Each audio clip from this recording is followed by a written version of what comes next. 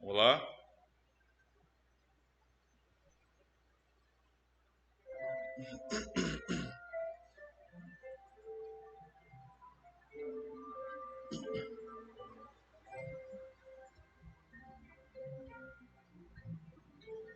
Levo os meus olhos para os montes, de onde virá meu socorro? O meu socorro vem do Senhor que fez os céus e a terra. Não deixará vacilar os teus pés, não dormirá quem te guardar. Eis que não dormirá o que guarda Israel. O Senhor é quem te guarda, o Senhor é tua sombra, tua direita. O sol não te molestará de dia, nem a lua de noite. O Senhor te guardará de todo mal, Ele guardará a tua alma. O Senhor guardará a tua entrada e a tua saída, desde agora e para sempre. Desde agora e para sempre. Elevo os meus olhos para os montes, de onde virá o meu socorro? O meu socorro vem do Senhor que fez os céus e a terra. Não deixará vacilar os teus pés, não dormirá quem te guarda. Eis que não dormirá o que guarda Israel. O Senhor é quem te guarda, o Senhor é tua sombra, tua direita. O sol não te molestará de dia, nem a lua de noite. O Senhor te guardará de todo mal, Ele guardará a tua alma. O Senhor guardará a tua entrada e a tua saída, desde agora e para sempre. Desde agora e para sempre. Desde agora e para sempre.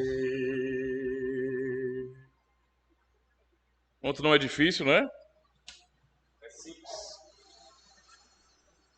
Até o domingo nós já estamos mais acostumados. Vamos orar, meus irmãos? Oremos. Senhor Deus, mais uma vez, ó Pai, Pai bendito e amado, nós te louvamos e te agradecemos porque o Senhor nos concede a graça de podermos aprender mais a Tua Palavra e de refletirmos bem naquilo que significa o culto solene e a vida cristã. Tudo para que venhamos ser orientados de acordo com a Tua santa vontade. Obrigado por cada irmão que está aqui presente e também por aqueles que ainda irão acompanhar esta aula. Traz edificação sobre nossas vidas, Senhor, para que venhamos aprender a honrar o Teu nome e a Te glorificar. Nós Te louvamos por Tua bondade. Em nome do Senhor Jesus Cristo. Amém. Graças a Deus.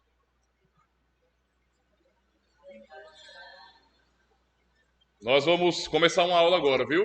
Aí, silêncio. Beleza? Isso. Tá bom? Comportado. Vamos aprender hoje sobre os cânticos dos salmos e dos hinos. Nós acabamos de aprender, meus irmãos, sobre algumas questões muito importantes com relação ao culto solene. Nessa aula introdutória de hoje, vamos aprender um pouquinho sobre a chamada à adoração. Há alguns pontos importantes para refletirmos aqui, não é? A chamada à adoração, Ouçam com atenção. Todo serviço de culto cristão deve ter um começo definido. Quer dizer, quando a assembleia reunida é chamada por Deus ao momento sagrado designado para adoração no dia do Senhor. Ou seja, quando pensamos no culto, não é, na adoração, temos que compreender que isso é um chamado de Deus. Isso foi bem ressaltado na primeira aula que tivemos, que foi uma aula um pouco mais introdutória para termos uma noção da natureza do culto, o que o culto solene é, e já desde aquele momento já desmistificamos muitas coisas. Já aprendemos que, na verdade, muitas formas de culto que as pessoas tratam hoje ou usam hoje não são realmente bíblicas, não é? E não honram a Deus de fato. Então, isso já nos dá uma noção de que não é tudo que as pessoas fazem em um salão reunidos que podemos chamar de culto ou de adoração, não é aceitável ao Senhor. Deus aceita aquilo que Ele ordenou e não aquilo que nós inventamos. Então, isso é um ponto muito, muito importante mesmo. Então, todo serviço de culto cristão deve ter um começo bem definido. Nessa inauguração, não é, desse chamado para dar início ao culto sagrado, não é, esse culto corporativo, Deus mesmo é quem ordena e chama seu povo redimido para o glorificar. Então, o chamado para o culto é um chamado para o povo redimido. Nesse sentido, então, é muito importante compreender isso. A adoração pactual só acontece na igreja. Entende? Ninguém que esteja fora do corpo de Cristo está adorando a Deus de maneira pactual. Então, nesse sentido, basta pegarmos o princípio, não é, de 2 Crônicas 7, a partir do verso 14, por exemplo, ou até um pouquinho antes, quando nós temos o contexto em que, na verdade, Salomão completou a obra ordenada por Deus. Eu vou até ler esse texto com os irmãos porque é importante. O texto de 2 Crônicas, deixe-me ler aqui. 2 Crônicas 7, a partir do verso 14. Diz bem assim. Verso 11. Ouça com atenção. Assim Salomão acabou a casa do Senhor e a casa do rei. E tudo quanto Salomão intentou fazer na casa do Senhor e na sua casa, prosperamente o efetuou. E o Senhor apareceu de noite a Salomão e disse-lhe: ouvi a tua oração e escolhi para mim este lugar para a casa de sacrifício. Ou seja, Salomão construiu o templo usando os princípios que foram dados para o tabernáculo. Então Salomão foi bem obediente nesse sentido.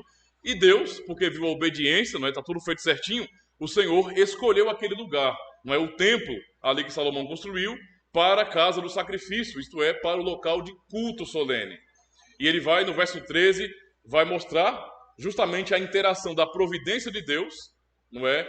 Com todo tipo de acontecimento, para levar o povo a reconhecer que Deus é o soberano e que eles devem buscar a Deus. Aí ele fala bem assim no verso 13: se eu fechar os céus e não houver chuva, ou se ordenar aos gafanhotos que consumam a terra, ou se enviar a peste entre o meu povo. Ouça com atenção, verso 14: se o meu povo, que se chama pelo meu nome, se humilhar e orar, e buscar a minha face, e se converter dos seus maus caminhos, então eu ouvirei dos céus, e perdoarei os seus pecados, e sararei a sua terra. Agora, com mais atenção ainda: agora estarão abertos os meus olhos, e atentos os meus ouvidos à oração deste lugar.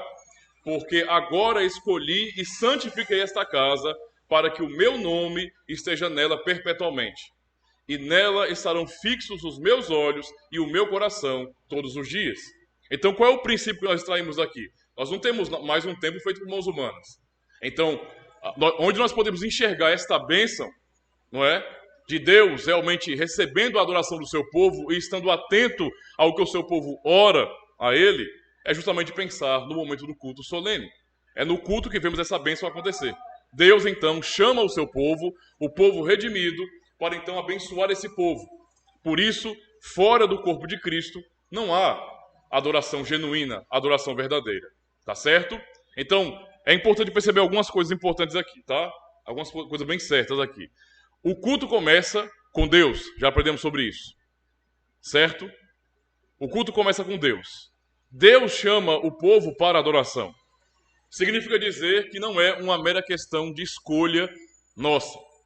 Então, isso é muito importante. Uma vez que entendemos que Deus nos chama para a adoração e que Ele é quem ordena o culto e Ele dá início ao culto nesse sentido, então não podemos jamais compreender o culto como uma mera questão de escolha. Culto é questão de obediência. Quando nós saímos de nossos lares para nos reunir com a igreja, nós não estamos simplesmente dizendo bem assim: eu vou para a igreja porque é legal. Não. Nós estamos saindo de nossos lares em obediência ao santo chamado de Deus. Quem, em sã consciência, vai rejeitar o chamado de Deus? Se alguém conhece a Deus, se alguém foi vivificado pelo Espírito Santo, pode reconhecer o chamado de Deus. E então jamais vai se ver rejeitando o momento da adoração solene. O lugar de um cristão realmente que ama o Senhor, que entende a bênção do chamado, é reunido com seus irmãos. Por isso é uma questão de obediência pela fé e não de uma mera escolha. Isso é importante para nós de início, porque a razão do porquê as pessoas não levam tão a sério a questão do culto solene é porque elas entendem, em boa parte, em boa medida, que de fato o culto solene é uma questão do meu coração. Tipo, eu quero, eu faço. O homem é determinante em tudo, basicamente. E não é assim. Nós estamos apenas obedecendo ao chamado de Deus, tá? Agora tem uma questão importante sobre a chamada. O chamado é geral, não é? E ao mesmo tempo particular para o povo da aliança. É um chamado para o culto ao povo da aliança. Mas, quando nós estamos já aqui, reunidos, no dia do Senhor, não é? Acontece algo naquele momento que nos dá o start. Agora é a hora do culto. Certo? Então o culto não começa oficialmente sem nexo. Não é normal, não é correto que um ministro do nada, sem avisar para ninguém, sem convocar a igreja do nada, porque a palavra do Senhor diz assim, não é assim que funciona. Quando os irmãos estão conversando, até se preparando para o culto, o ministro vai e chama a igreja. E é hora que é avisado para os irmãos, vamos ficar de pé neste momento que vamos iniciar o culto solene. Essa chamada, ela é importante. E no momento da chamada, o que acontece? Nós somos convocados. Esse chamado, ou essa chamada para adoração, é uma convocação do Senhor. Por isso que na hora dessa convocação, um texto da palavra do Senhor é lido. Um versículo é lido, e não qualquer versículo, mas um texto apropriado da Bíblia, um texto que mostre esse chamado de Deus. Um exemplo que é dado aqui no livro é justamente o texto do Salmo 95. Não é? Do verso 1 ao 7, é um texto bem apropriado para a adoração. Geralmente, quando estou preparando a liturgia, eu sempre escolho como texto inicial de convocação realmente, um texto que realmente chame o povo para a adoração. Aqui no Salmo 95, eu já li algumas vezes aqui com os irmãos, diz bem assim, vinde, é um chamado. Vinde, cantemos ao Senhor com júbilo, celebremos o rochedo da nossa salvação. Então perceba que é um chamado. Quando nós ouvimos a leitura do texto inicial, na abertura do culto, nós temos que ouvir esse texto como Deus nos chamando. Deus nos convocando para a adoração. Eu não posso ouvir isso apenas como uma mera leitura, sem significado, mas como uma leitura autoritativa. Deus está me chamando. Então, vinde, cantemos ao Senhor. Ora, Deus está nos chamando para cantar. Percebe? Nós quando fomos falar sobre salmos e hinos daqui a pouco, vamos perceber que o cântico no culto não é uma questão, mais uma vez, de mero gosto pessoal. O cântico no culto não é entretenimento. O cântico no culto não é uma questão de mera opção. Ah, mas eu não gosto muito de cantar. Não, a questão aqui não é o que você gosta. Você não vem para o culto para fazer o que você gosta. Entendeu a situação? Alguém poderia bem dizer assim, pastor, eu não gosto de ficar em pé, não, na hora que o senhor fala para a gente ficar em pé. Não gosto muito, não. A questão aqui não é o seu gosto, não. Você não vai ficar em pé se por acaso você tiver algum impedimento. Está com uma criança pequena no colo. Isso é uma questão tão compreensível que ninguém vai falar nada. Né? Não tem por que falar nada. Todo mundo está vendo, tem uma criancinha pequena no colo, às vezes está amamentando alguma coisa. Então isso é muito normal, você tem algum impedimento. Mas você não tendo o impedimento, por que você não vai ficar de pé? Entende? Ah, mas porque eu não gosto. Então, se você vem para o culto solene para fazer o que você gosta, fique na sua casa. Não venha para o culto, não. Porque aqui não é lugar para fazer o que nós gostamos, simplesmente. É para obedecer a Deus. Esse é o ponto central aqui. Por isso, o cântico ao Senhor é ordenado por Ele. Veja o que Ele está dizendo. Vinde, cantemos ao Senhor com júbilo. Celebremos a rocha da nossa salvação. Então nós somos chamados, convocados por Deus para cantarmos a Ele. Louvarmos a Ele com cânticos. O cântico é ordenado para a igreja. Não existe igreja que seja, no mínimo, uma igreja cristã de fato, que não cante. Não faz sentido não haver cântico na igreja. Nenhum. E o Salmo continua dizendo, observe, saiamos ao seu encontro. Olha como isso é importante. Com ações de graças. Vitoriemo-lo com salmos. Por que nós reformados cantamos os salmos? Porque os salmos nos ordenam a cantar os salmos. Então, veja, primeiro ele fala, vinde, cantemos ao Senhor. E ainda mais, no verso 2 ele vai dizer o quê? Saiamos ao seu encontro. Então, nós saímos de nossos lares em obediência à chamada que Deus nos faz para o seu encontro. No fim, o que estamos fazendo aqui? Estamos saindo dos nossos lares para nos reunir em nome do Senhor Jesus Cristo e assim nos encontrarmos com Deus na adoração solene, para que haja um diálogo, não é? Quando você quer encontrar alguém querido, uma pessoa que você gosta, um amigo muito querido, um familiar seu que você não vê há muito tempo, e vocês marcam o encontro, é justamente para que nesse encontro vocês possam conversar, dialogar, não é? Falar dos atrasos, de muitas coisas que vocês já não falaram há muito tempo, para conversar, dar boas risadas, para manter um relacionamento ali alegre, bom. É mais ou menos essa lógica aqui. A ideia é que Deus está nos chamando para cantarmos a Ele, reconhecendo que Ele é o nosso Salvador, a rocha de nossa salvação, e que devemos sair de nossos lares ao encontro do Senhor com ações de graças, com gratidão em nosso coração, tá? Para então cantarmos ao Senhor, não é? Vitoriemo-lo com salmos. Então, com salmos, vamos falar sobre as grandezas de Deus. Esse é o objetivo. E vai continuar dizendo aqui, ó, porque o Senhor é o Deus supremo e o grande rei acima de todos os deuses. Então, o salmista, nesse salmo de convocação, Salmo 95, nos chama e, ao mesmo tempo, dá a razão. Ele dá o motivo para a nossa adoração. Por que eu devo sair de meu lar? Não é? Por que devemos sair de nossos lares e nos reunir em um local comum, como igreja, para adorar a Deus? Porque o Senhor é o Deus supremo. Essa é a resposta do Salmo. É por isso que nós saímos para adorá-lo, porque Ele é o Deus supremo e o grande rei acima de todos os deuses. Nas suas mãos estão as profundezas da terra e as alturas dos montes lhe pertencem. Dele é o mar, pois Ele o fez, obra de suas mãos, não é, os continentes. Vinde, adoremos e prostremo-nos, ajoelhemos diante do Senhor que nos criou. Ele é o nosso Deus e nós, povo do seu pasto e ovelhas da sua mão. Esse salmo realmente é fantástico para nos mostrar essa estrutura de chamado e motivação para estar no culto. Certo? Nesse sentido, então, no que aprendemos aqui no salmo, faz sentido alguém dizer bem assim, mas se é uma convocação e, portanto, uma obrigação solene, não é? Então, como é que pode ser de coração? O Salmo nos mostra tudo. Ele nos mostra tanto a convocação, então eu não tenho escolha, eu sou chamado, eu devo obedecer o chamado de Deus, mas também me dá a motivação para o adorar. A pergunta é, eu sei que Deus é o Deus Supremo, o Todo-Poderoso, e eu creio nisso? Essa é a diferença. Então, no fim, meus irmãos, vir para o culto solene para adorar é um ato de fé. Entende? Vem adorar a Deus quem crê nele. Essa é a motivação real. Então, observe no interior dessa chamada adoração as referências feitas à infinita grandeza e majestade de Deus, não é? Porque Ele é o nosso Deus e nós somos ovelhas do seu pasto. Então, nessa chamada, quando o Senhor nos convoca, nós devemos transbordar de gratidão, não é? Transbordar de gratidão. Nós não devemos ser como pessoas arrogantes que não reconhecem o favor de Deus. Temos que transbordar de gratidão. Hebreus 12, versos 28 a 29 nos declara, por isso, recebendo nós um reino inabalável, retenhamos a graça pela qual sirvamos a Deus de modo agradável, com reverência e santo temor, porque o nosso Deus é fogo consumidor. Assim, uma chamada apropriada à adoração, retirada diretamente da Escritura, não apenas propicia à congregação um começo adequado para o serviço do culto, mas de forma mais importante apresenta com clareza a chamada de Deus ao seu povo.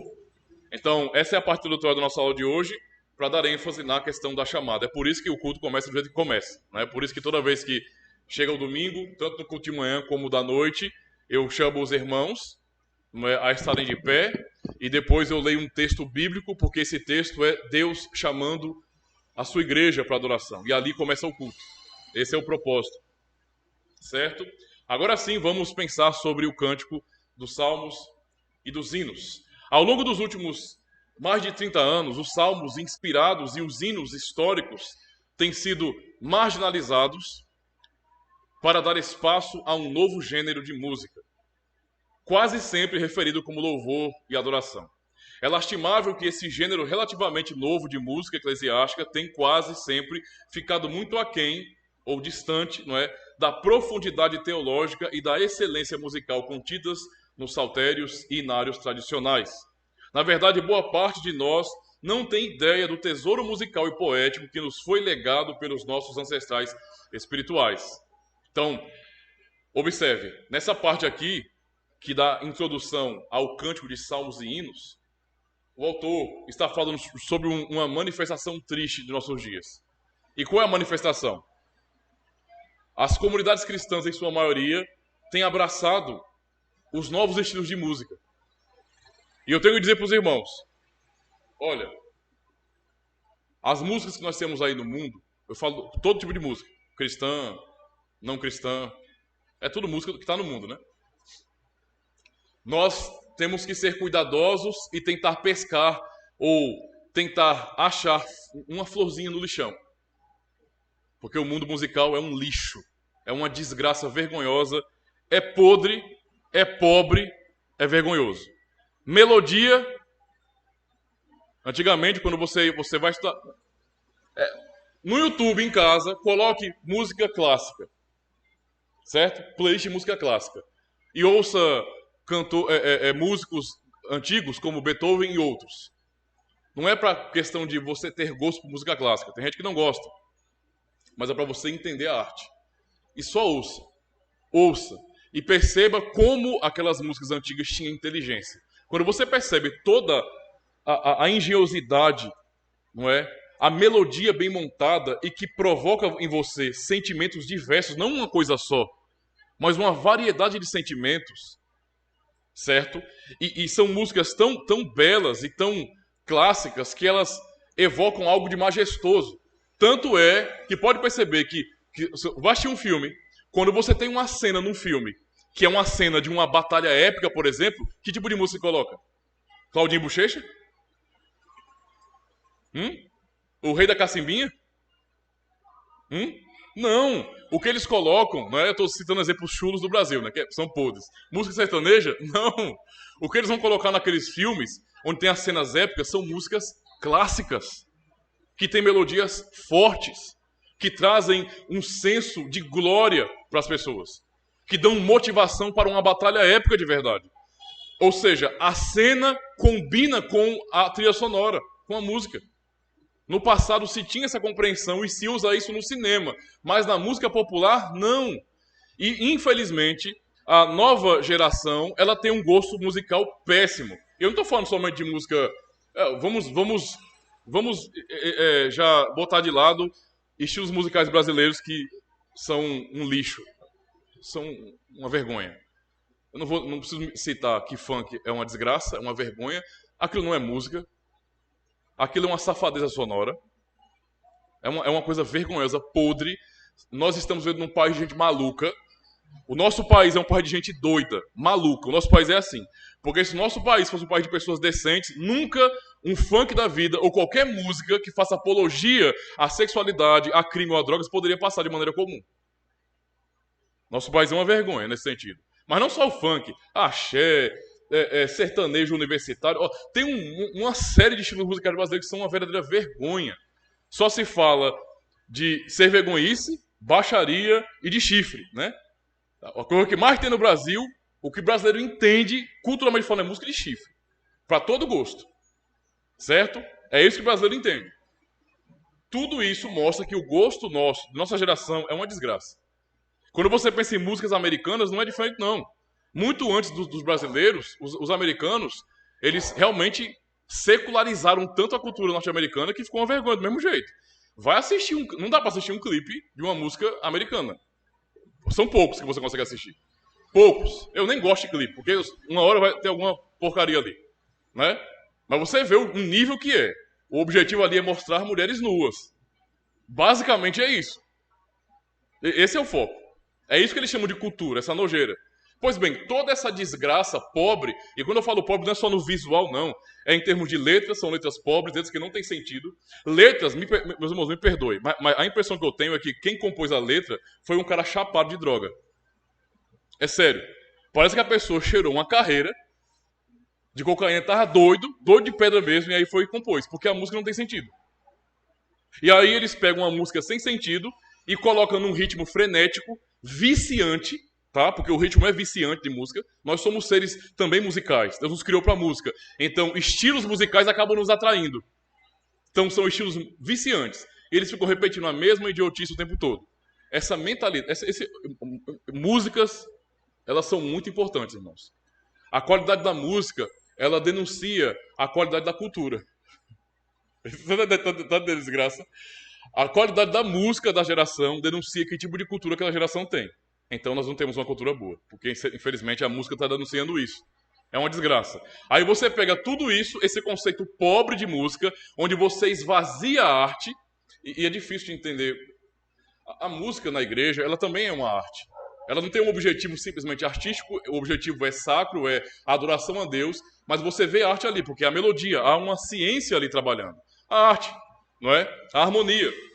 Mas quando você olha para como a cultura está hoje, em relação à música, assim, é lamentável. Você fica com vergonha, porque é tanta pobreza, que não dá para você encontrar beleza real na música. E basicamente quem está gostando muito das músicas é uma geração que acabou tendo o seu cérebro roubado. Roubaram a inteligência, o bom senso, os princípios, o senso de beleza da nossa geração. A nossa geração, irmãos, ela não tem noção do que é belo. Não tem noção do que é belo. Nenhuma. Mas nenhuma mesmo. Se você vai perguntar para um jovem na escola hoje se existem pessoas feias, porque a professora ensinou que não, ele vai dizer que não, todo mundo é bonito. Não, não é não. Desculpa. Isso pode ser até ofensivo para alguns, mas não é bonito todo mundo, não. Eu não sou obrigado a olhar para um monte de animais que Deus criou e dizer que são todos bonitos. Ah, que criatura linda. Não, não é não. Aquilo ali é um bicho feio, que eu não quero nem ficar perto de mim. É feio. E essa feiura faz parte da diversidade da criação de Deus. Há um padrão estético, filho. Beleza. Nós gostamos de coisas porque nós achamos mais bonitas. É simples entender isso aí. As pessoas perderam a noção disso. Por isso hoje elas não conseguem distinguir o que é beleza. Qualquer lixo é bonito. Então, para muitas pessoas hoje, para cristãos hoje, é bonito. Quer dizer, não é nem bonito mais. Uma música clássica, inteligente, com vários instrumentos incríveis, que você percebe que tem toda uma dificuldade para você aprender, que exige muito da pessoa. A pessoa acha isso feio, não é? E sem graça, mas acha legal, me perdoa a expressão, um débil mental, com óculos todo neon, apertando os botãozinhos. Tu, tá, tu, tá. Isso é bonito. A nossa cultura está assim. Aí, eu não preciso esperar uma coisa boa da cultura. A cultura é caída. O problema é quando essa desgraça vem para o contexto cristão. Porque vem. Quando mais jovem, eu leio muito bem. E eu já fiz parte dessa desgraça. Falo, não é? Às vezes dá vergonha, às vezes eu rio de mim mesmo, porque... Mas é comum em muitas comunidades cristãs o abandono de músicas que são clássicas, não é? Para aderirem a músicas que combinam mais com a cultura. Então, muitos líderes e muitas comunidades estão interessados no culto solene a criar estilos de hinos cristãos ou de músicas cristãs para o culto que agradem a cultura local. Então, basicamente é assim, nós precisamos ter rock gospel na hora do culto, rap gospel e até funk gospel, né, na hora do culto, né, para que as pessoas que gostam desses estilos cebosos, elas se sintam bem, né? Elas se sintam bem, elas possam ficar num ambiente que elas vão sair reconfortadas para suas casas. Irmãos, isso é nojento, isso é vergonhoso, tá? É podre, e isso desonra o objetivo do culto. Os hinos cristãos, certo? Os salmos, suas melodias, elas foram compostas com inteligência e com temor. Os homens de Deus que comporam melodias para os salmos e para os hinos antigos, tradicionais da igreja, eles não tinham apenas uma preocupação, não é, com uma letra, mas eles queriam transmitir uma mensagem que fosse coerente com a melodia ouvida e cantada pela comunidade. Por isso que os hinos, eles têm muito mais esse ar de glória do que uma música comum. Não tem como comparar a glória que você vê na melodia de O Salmo 2, por exemplo, com a música comum. A música comum é até divertida, mas o Salmo 2 te leva a um entendimento de seriedade, de reverência, de sentimento de justiça, de você desejar, querer ver Jesus esmagando os ímpios. O Salmo 2 ele foi feito para isso e a sua melodia ela convoca o povo de Deus a pensar assim. Nós cantamos, não é, de uma maneira fervorosa, quase como uma marcha para uma guerra. É quase como se estivéssemos nos preparando para o grande dia da batalha de Cristo e sua igreja contra esse mundo caído. Então, há uma razão para a forma dos hinos, a forma dos cânticos, suas melodias, porque foram organizados assim. Tem um objetivo de transparecer, de ensinar, não é? E também de provocar sentimentos que combinem com a palavra de Deus. Para termos um senso do sagrado. Isso é muito importante, irmãos. Pensando nisso então, meus irmãos, é que nós damos tanta ênfase e tanta importância aos Salmos. O livro dos Salmos, que nós temos na Bíblia, é o inário inspirado pelo próprio Espírito Santo. As comunidades cristãs de hoje, a maioria das comunidades evangélicas não conhece salmodia. Cantar salmos, para muitos cristãos hoje, é uma coisa de outro mundo. Se um desses cristãos moderninhos visitam uma igreja reformada ou ouvem falar sobre o cântico de salmos, eles têm a sensação de que se encontraram com um elo perdido. Porque para eles é uma melodia pesada. Eles foram acostumados com uma cultura Nutelinha, de músicas com 4 notas, e não sabem o que é beleza. Eles não têm condições, eles não têm inteligência o suficiente, ouça o que eu estou dizendo, viu? Inteligência cultural para ouvir uma música e perceber todas as nuances, toda a beleza, toda a arte. Não tem. Então, quando ouvem uma música que nós cantamos na igreja, eles acham chata, pesada, porque a mente deles é tão pobre que eles preferem ouvir aquilo que é mais fácil, que é o tchu-tchá, tchu-tchu-tchu-tchá. Dá muito mais sentido para eles. É mais fácil de aceitar. Não é? Os salmos, eles foram hinos dados pelo próprio Deus. Isso aqui é um diferencial muito grande. Nós, cristãos reformados, nós somos cristãos que têm um conceito de salmodia inclusiva. Quer dizer o quê? Que nós cantamos salmos e hinos.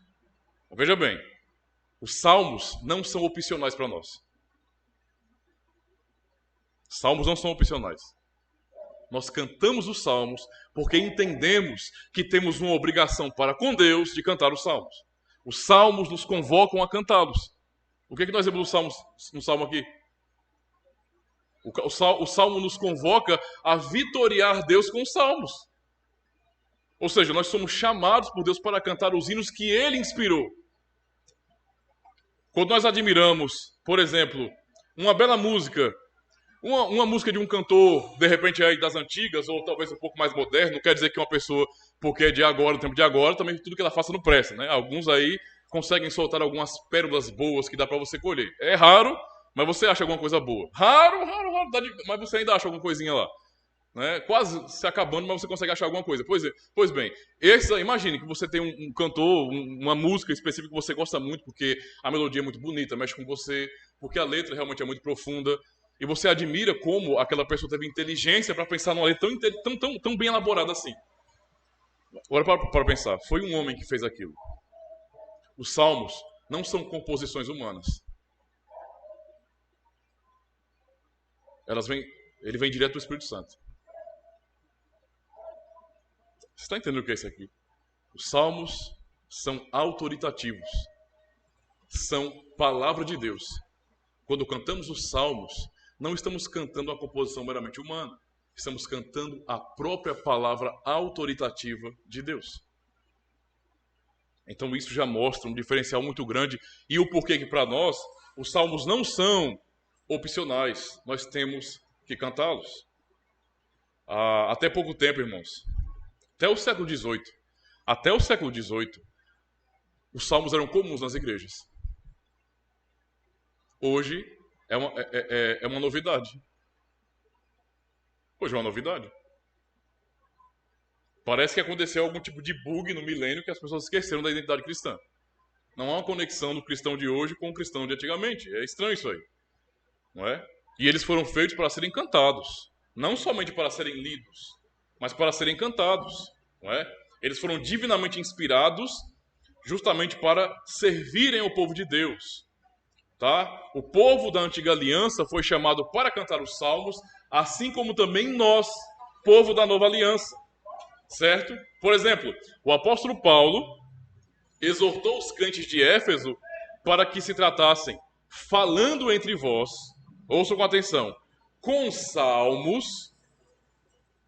Olha a ordem do apóstolo Paulo para a guerra de Éfeso. Falando entre vós com salmos, entoando e louvando de coração ao Senhor com hinos e cânticos espirituais. Isso é ordenado para a igreja. Não é? É ordenado para a igreja.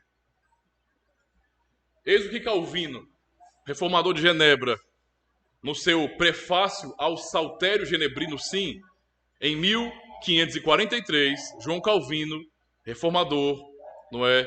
Ele ordenou a metrificação dos salmos. Ele contratou profissionais músicos para metrificarem os salmos, por entender que Deus realmente deu os salmos para a igreja cantar. Até aquela altura, a Igreja Católica Romana cantava os salmos. Mas quem cantava os salmos? A igreja geral ou somente profissionais e os clérigos? Somente o clero. Ou os músicos profissionais.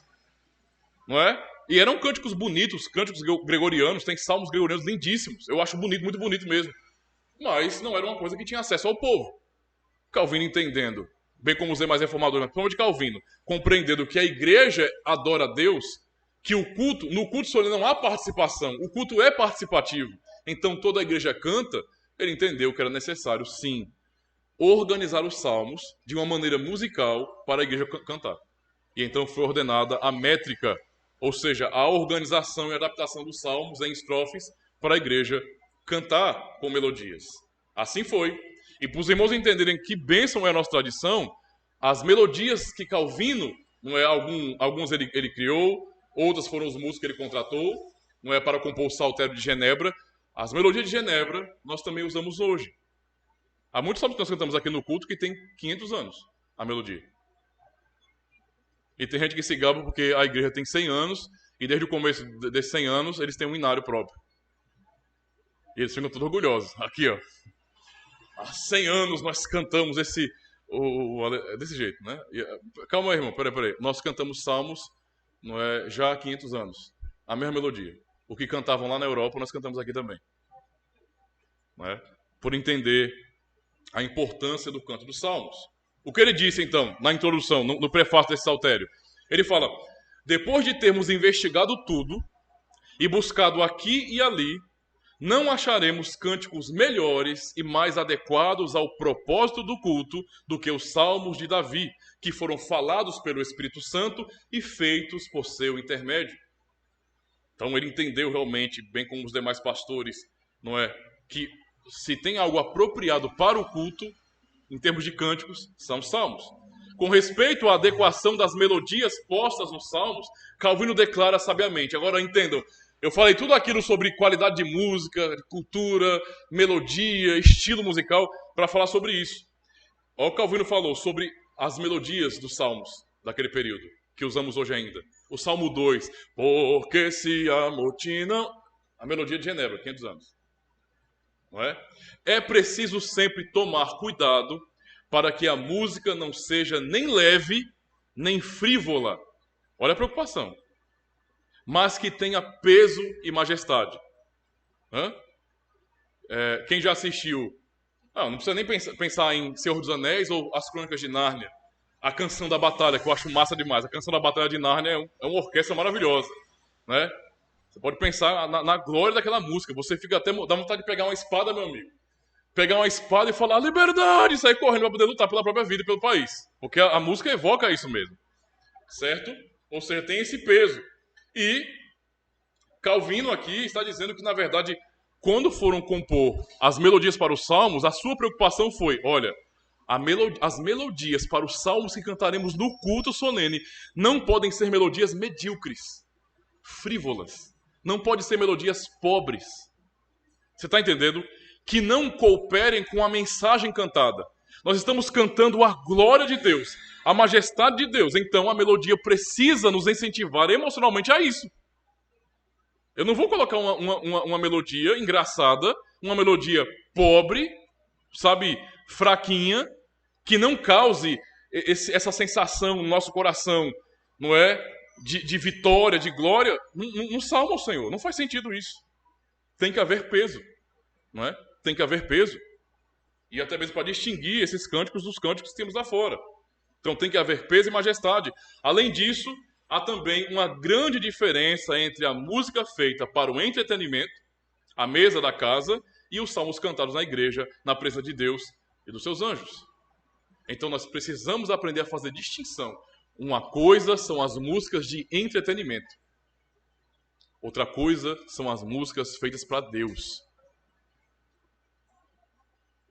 Eu não posso pensar do mesmo jeito quando eu olho para esses dois tipos de cântico, de música. A música para entretenimento só tem um único objetivo. A música para entretenimento, que é entreter. É me dar prazer. É me divertir. Me alegrar. Não tem outro motivo. Eu ouço música porque eu gosto. A música me alegra, me diverte, é gostoso para mim. Mas quando eu penso nos cânticos a Deus, o foco maior é que essas músicas me conduzam também ao senso de sua majestade, para que eu seja levado à seriedade, ao temor, à reverência, e que a melodia, o ritmo, combine com a mensagem da glória de Deus. Esse é o tipo de música sacra que é para a igreja realmente cantar. Calvino entendia isso, não é? Citado em Ricken, Thomas e Duncan, diz bem assim, são livros de teólogos aqui. Quer dizer, o nosso cântico a Deus tem de ser não só baseado na Bíblia, mas também apropriado do ponto de vista musical. Ou seja, tem que ser fiel, e aí os salmos não precisam falar sobre isso, porque é a palavra de Deus, mas também tem que ser apropriado do ponto de vista musical. Na verdade, alguns tipos de música, embora talvez sejam adequadas para outras ocasiões, parecem altamente inadequados para o culto cristão. Então, imagine, eu fiz uma música, já tem um tempinho já, tem acho que um ano, e essa música está baseada no dia 1 do nosso catecismo. O nome da música que eu compus, vocês até viram cantando com minha filha, é O Teu Amor, Me Atraiu. A primeira parte da música eu vou falando um pouquinho do testemunho, e a segunda eu rimo, não é, a pergunta 1 e a resposta do nosso catecismo. Qual o sono, consolo na vida da morte? E eu vou rimando isso. Ok. Aí alguém vai dizer bem assim, olha aí, ó, essa música que o pastor fez, ora, ela é fiel, a teologia dela é reformada. Oxe, tá rimando o catecismo, cara? Não seria bom cantar isso no culto? Não. A letra é bíblica, amém? Mas ela não é apropriada para o culto solene. Essa música não evoca glória, ela não tem peso, não me ensina sobre a majestade de Deus. Entende a situação? O máximo que essa música vai me dar vontade de fazer é yo. É só isso. Mais nada. Não vai me dar um senso de seriedade, de temor, de reverência. Não é para isso. Entende a situação? É uma música para uma outra ocasião, talvez para algum tipo de ação social, ou então para transmitir uma mensagem para as pessoas, mas não é para o culto. Não cabe.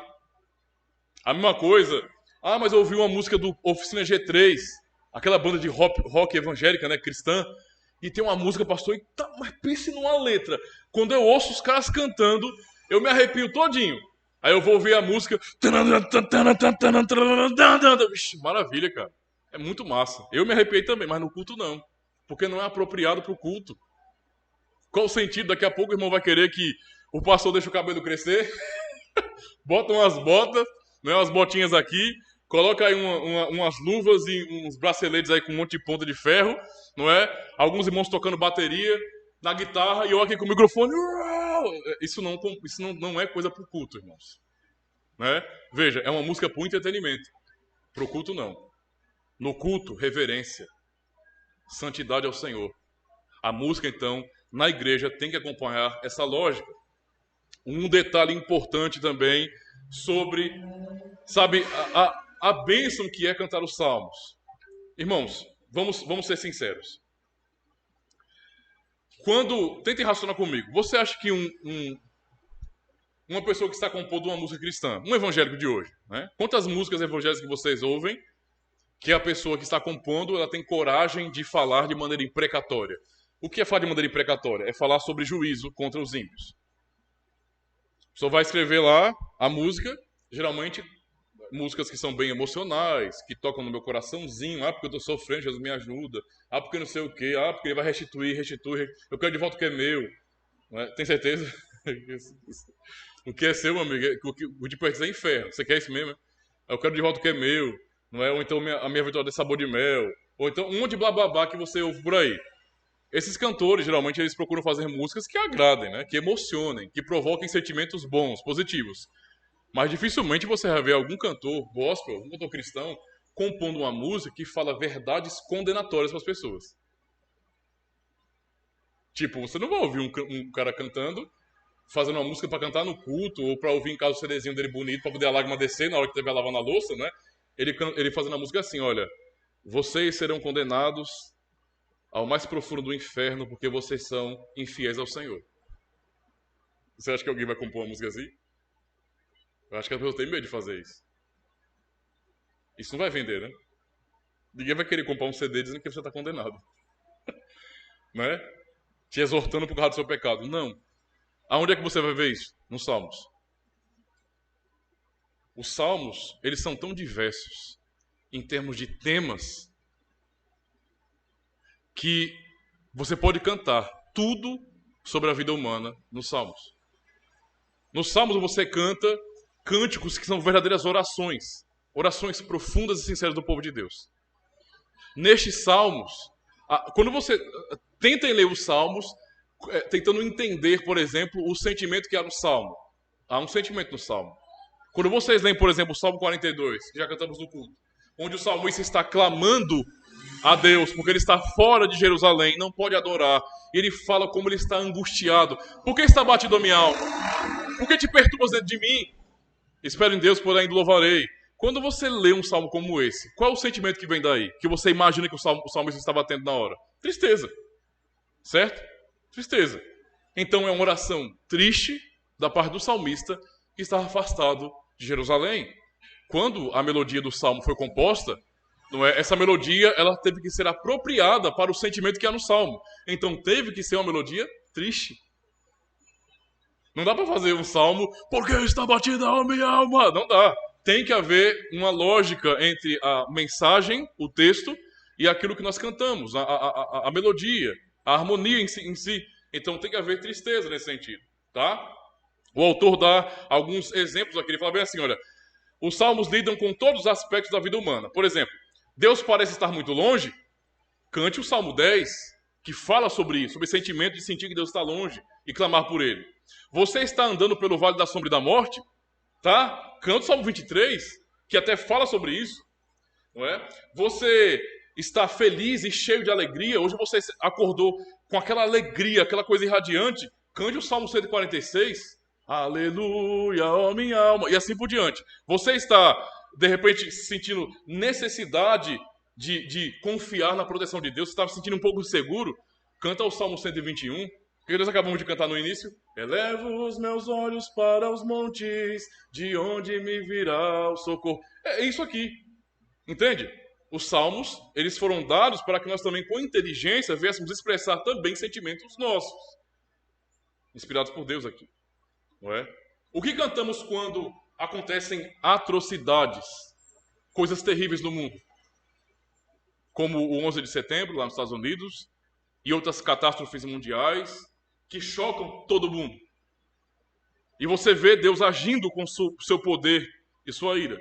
cante o Salmo 94, porque ele fala justamente sobre isso.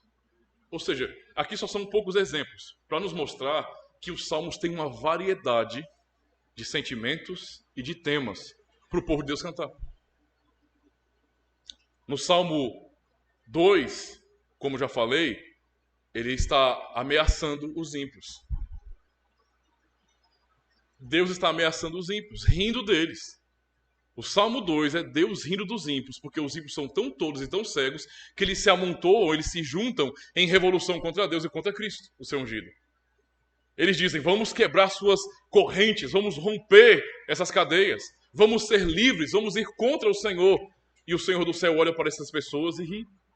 E ri por quê? Porque o Senhor é soberano sobre tudo e o Senhor sabe muito bem o dia que preparou para condenar essas pessoas. Vocês estão achando que são demais, mas há um dia. Por que o Senhor ri? Porque há um dia. Vocês não sabem, eu sei. Há um dia para que vocês sejam julgados. E vocês estão aí. Então se arrependam antes que a ira do Senhor se acenda. Então é um salmo que ameaça. Certo? O Salmo 139, um dia iremos aprender a cantar. Não é um salmo fácil, porque ele é comprido e a melodia dele é bem, complexa. Sobe e desce, sobe e desce. E às vezes a pessoa se perde. Né? Eu me perco muito. Esse Salmo 139 ele é maravilhoso, ele é glorioso porque exalta a soberania de Deus absoluta. A pessoa que lê o Salmo 139 pode ficar pasmada por saber, por aprender sobre o poder incomparável de Deus. O salmista estava expressando isso. Ele estava, pasmado, travado diante da glória de Deus. Mas nesse salmo também, o que o salmista canta pode deixar as pessoas que não são cristãs desconfortáveis. E até alguns cristãos que são no telinho desconfortáveis. Porque o salmista chega a expressar realmente condenação para os ímpios. Tomara que morram. Isso é imprecação. Estou já acabando, meus irmãos, viu? Eu vou aqui olhar dar uma olhadinha para os irmãos aqui. Mostrar aqui um pouquinho desse Salmo 139 para vocês verem. Ouvirem e perceberem aqui como que isso é. Olha só.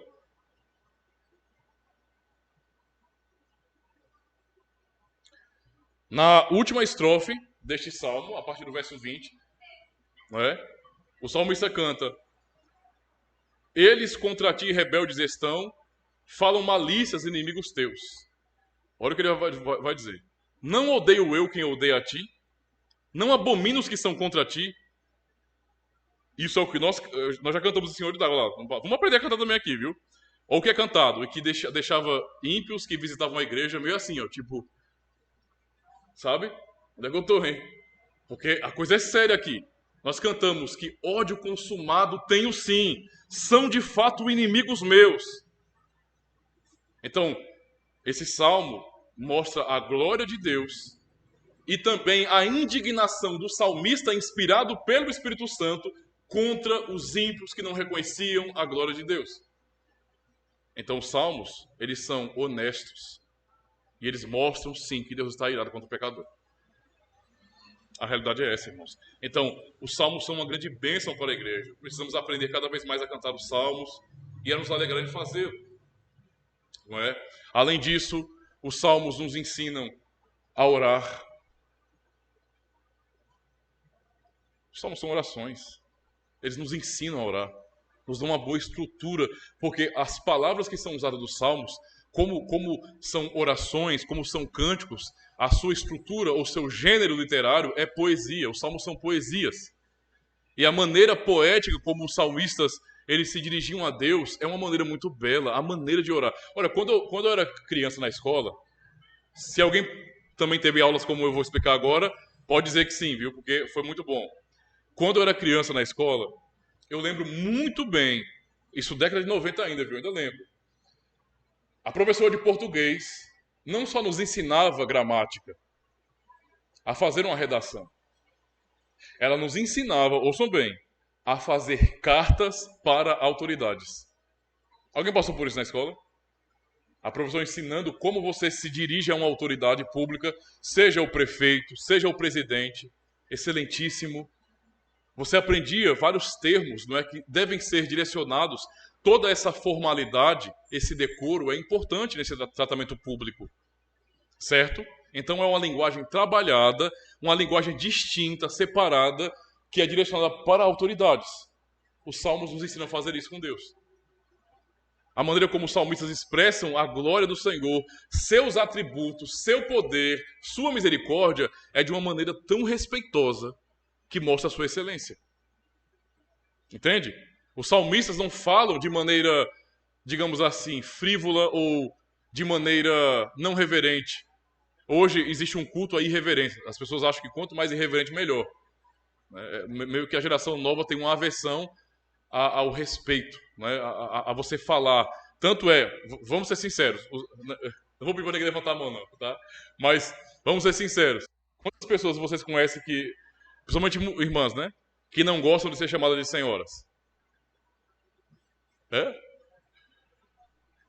Aí o jovenzinho, para respeitar uma pessoa casada, chama de senhora e a pessoa fala: senhora o quê, menino? Me chamando de velha? Não, senhora não tem nada a ver com idade, velha. Não tem nada a ver com isso. O termo senhora é empregado a quem tem autoridade. Certo? Quando uma mulher é casada, por exemplo, ela está no status de senhora. Ela é senhora de uma casa. Ela tem autoridade sobre pessoas. Tá entendendo? Então, esse termo é um termo muito respeitoso. Muito respeitoso. Quando um jovem é ensinado a chamar uma pessoa mais experiente, mais velha, de senhora ou de senhor, ao mesmo tempo, essa maneira de tratamento aqui, esses pronomes de tratamento, eles referem-se também ao que o quinto mandamento nos ensina. Eu devo honrar quem está socialmente acima de mim. Entende? Quando eu tenho 37 anos de idade, mas eu já fui repreendido até por alguns irmãos, porque não gostam que eu fale assim. Né? Até reclamam, porque fica: pastor, para com essa formalidade, né, de ficar me chamando de senhor, de senhora. Mas porque entenda, o irmão não é um garoto de 15 anos. O irmão é um homem casado. Então, quando eu vou tratar, muitas vezes eu falo senhor também. Eu sei que em algum momento a gente está ali, né, brincando e não tem isso, mas em dado momento, quando eu vou conversar, talvez de uma maneira mais séria, a maneira como eu vou tratar vai ser senhor, vai ser senhora. Isso é respeito. Essas coisas não são bobagens, irmãos, elas são importantes. Quando você abandona esse respeito no falar, com isso também vem um sentimento também de desprezo pelos mais velhos e desprezo pelas autoridades. Se você não tem isso na sua cabeça, que pessoas que socialmente estão acima de você, não são melhores do que você, ninguém é melhor do que ninguém, mas socialmente falando, são pessoas mais vividas, como a Escritura nos ensina, devemos respeitar as cãs. O que são as cãs? São os cabelos brancos. Eu já tenho também, viu? As cãs são cabelos brancos. E qualquer pessoa que tenha cabelos brancos, qualquer pessoa que seja casada, uma autoridade pública, eu trato com respeito. Eu não vou chegar ao prefeito da cidade, o prefeito apareceu ali, fala, mano, daquele jeito, ó. Eu não vou tratar um prefeito assim. Eu vou tratá-lo com respeito, com cordialidade. Entende a situação? Respeitando não simplesmente a pessoa, porque a pessoa não é melhor do que eu, mas o ofício que ela ocupa na sociedade. E assim por diante. Você está entendendo como isso é importante? Pois bem, os salmos nos ensinam a ter essa noção de Deus, que é aprender como obedecer o terceiro mandamento, que é... Qual é o terceiro mandamento? Vou dar uma bala para quem aceitar. Eu estou brincando, não tenho bala não. Um dia eu trago. Não tomarás o nome do Senhor teu Deus em vão, porque o Senhor não terá por inocente o que tomar o seu nome em vão. Quer aprender como obedecer o terceiro mandamento e honrar a Deus? Os salmos ensinam. Os salmos ensinam como falar acerca de Deus. Como se expressar na sua oração, nos seus cânticos, como falar. Não é? Então veja a riqueza que o salmo nos traz, meus irmãos. E não somente isso. Nós, como cristãos reformados, também aderimos a hinos. Não a hinos moderninhos. Não há problema que se há cristãos que têm dons, habilidades para compor, são músicos excelentes, têm muita inteligência para isso, que eles componham novos hinos para a igreja. Isso é uma bênção. Só que para esses cristãos, que são compositores, digamos assim, comporem músicas que realmente louvem a Deus e que estejam apropriadas para o culto, eles precisam se voltar também aos salmos, para aprender com os salmos como devem se referir a Deus. Se eles não fizerem isso, vai sair uma desgraça. Ou seja, ou você aprende com a Bíblia como você vai compor músicas para Deus, ou no fim vai ter sabor de mel. Esse vai ser o resultado. Entendeu a situação? A Escritura vai te livrar, vai livrar o músico cristão de ter essa mente tão pobre, não é? De ficar compondo músicas assim que não tem sentido. Então, eu quero concluir essa aula lendo ainda a citação de um teólogo chamado Paul S. Jones, que diz bem assim: a igreja pós-moderna, à semelhança do restante da cultura ocidental, é obcecada consigo mesma e não tem interesse na rica herança da música eclesiástica transmitida a nós pelos santos das gerações anteriores. É um desejo muito grande de se separar do passado, né?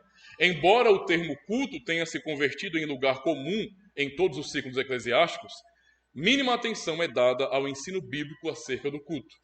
A consequência é que encontramos os evangélicos apostatando do culto bíblico e justificando as suas práticas com base no espírito da época.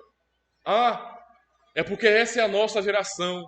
Isso foi como eles fizeram no passado. Nossa geração é muito mais descolada. Cuidado não com essa geração não ir para o inferno. Porque a geração mudou. Deus mudou por acaso? Deus atualizou a Bíblia? Tem um herege aí, né? Tem vários hereges. Eu não preciso ficar com receio de falar para os irmãos, não. Meu dever como pastor, se há alguém conversando miolo de pote, que nem a gente fala no sertão, né? Besteira e heresia na internet, não é? E que talvez os irmãos podem ter acesso, você pode dizer logo, é um herege, não é? É de René Kivitz e um monte de heregezinhos novos aí, coaches espirituais, que mentem, distorcem a Bíblia e vivem a tentar pessoas e a agradar bodes e não ovelhas. Essas pessoas têm essa mentalidade de que a Bíblia tem que ser atualizada. Né? E se a Bíblia tem que ser atualizada, tem que ser atualizado também o culto, atualizado o nosso conceito de salvação, atualizar nossas doutrinas, também a forma como nós cantamos, como nós adoramos. Tem que atualizar tudo. Não é? Ou seja, a desculpa de todos eles é a mesma. Estamos agora em um novo tempo, é um novo normal. Conversa fiada, Deus é o mesmo ontem, hoje e sempre será.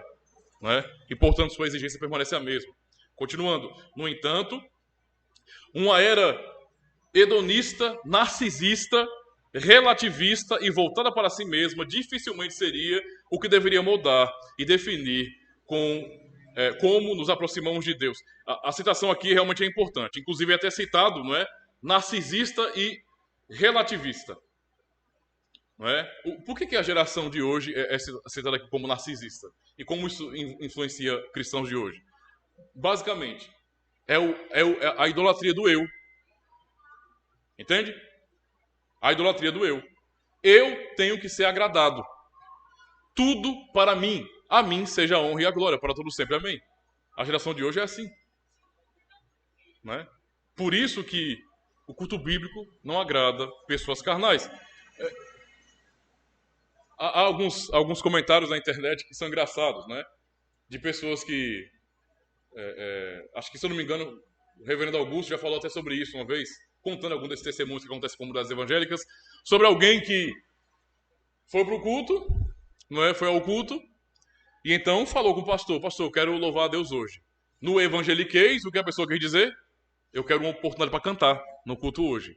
É isso que o evangeliquez, né, traduzindo, significa. E então, o pastor coerente foi, realizou lá com os irmãos o culto, ordenou direitinho, terminou o culto, e a irmã que foi até ele mais uma vez, frustrada: pastor, mas eu não disse ao senhor que eu queria louvar a Deus hoje? E ele perguntou: oxe, estamos aqui 1h30, a irmã não louvou ainda não, foi? O que a irmã esperava? Que eu desse uma oportunidade para a irmã cantar aqui e mostrar sua bela voz? Não, o culto não é para isso. Não é para você, filho. É para o Senhor, é para Ele, tá? Então, temos aqui, basicamente, esses princípios que devem nortear a nossa vida, que vêm do cântico da igreja. Tanto os salmos, como também hinos que sejam bíblicos, teologicamente ricos, para nutrir espiritualmente o povo de Deus. Então, essa é uma riqueza que nós temos. Se animem, meus irmãos, se animem a cantar mais os salmos. Não somente no culto, particularmente também. Não é? Particularmente. Ouçam salmos, leiam salmos, orem com salmos. Não é? Preencham a vida de vocês com a informação que vem de Deus. aí a nossa mente vai ficar muito mais frutífera. Nossas orações vão fluir muito melhor, não é? E teremos mais conhecimento de Deus. Olha, o conhecimento que eu posso transmitir para os irmãos, eu como um pastor, um ministro da palavra, que tenho como ofício ensinar a igreja de Cristo e alimentá-la pela palavra de Deus, o que eu tenho a ensinar para vocês é pouco, é pequeno, é pobre, comparado à riqueza dos Salmos. A teologia que tem nos Salmos, ela é incrível, é maravilhosa, é profunda. Se estamos preenchendo nosso coração dos Salmos, da palavra de Deus, nosso coração vai ser repleto do conhecimento da glória do Senhor. E é isso que nós precisamos em nossa vida cristã. Amém? Graças a Deus. Finalmente acabei, hein? Disse que ia acabar já e quase não acaba. Deixa eu terminar aqui a gravação. Valeu.